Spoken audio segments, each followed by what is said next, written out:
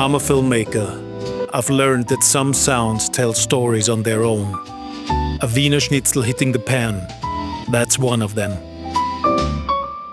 It's a sound that says home without saying a word. Golden armor on the outside, soft heart within.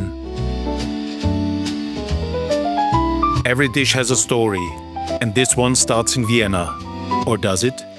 The Wiener Schnitzel didn't actually come from Vienna.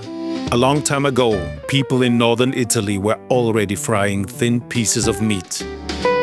The Austrians saw it, loved it, made it their own, and world famous. But the idea of breading meat is even older. It started far away in ancient Persia, then slowly traveled across Europe like a good recipe on a long journey. Back then, only rich families could afford meat and butter. And the lemon? It wasn't just for looks. It helped make old meats taste fresh, before there were fridges. Back in the kitchen, the first act begins. Veal is sliced into generous, even slabs. Not paper thin, not bulky, just enough to promise a tender bite. Wrapped in parchment, the meat meets the flat side of a mallet. Gently, always from the center outward, like shaping a scene without breaking the actor. Too much force and the fibers tear. Too little and the crust won't float. Seasoning here is subtle. A touch of salt, a whisper of pepper. Meanwhile, flour waits in its tray, like the first layer of a costume. Next, eggs. Lightly whisked, never overbeaten. You want silk, not foam. Fingers are the best whisk here. They feel what forks can't. Finally, breadcrumbs. Not the fine dust from the factory bag, but airy, rustic flakes. They'll give the schnitzel its signature ballooning crust. The story begins. The seasoned veal lands in flour. Every corner coated, then gently tapped to let go of the excess. Precision matters here.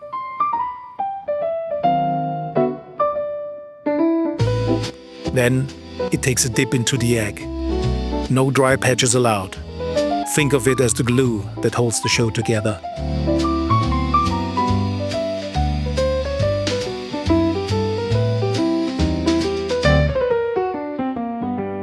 And at last, breadcrumbs. But not pressed down like a heavy blanket, just a soft pat. The crust must breathe to puff up beautifully in the pan.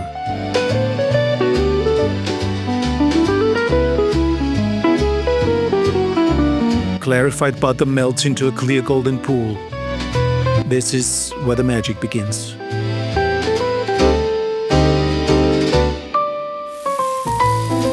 The schnitzel does not drop, it glides in. It should swim, not sink. Swirling the pan gently bathes the top, creating that signature ripple of crispness. Here's the trick. Don't fry on low heat. You need a lively sizzle, but never a furious crackle. Too cold, it'll drink up the fat.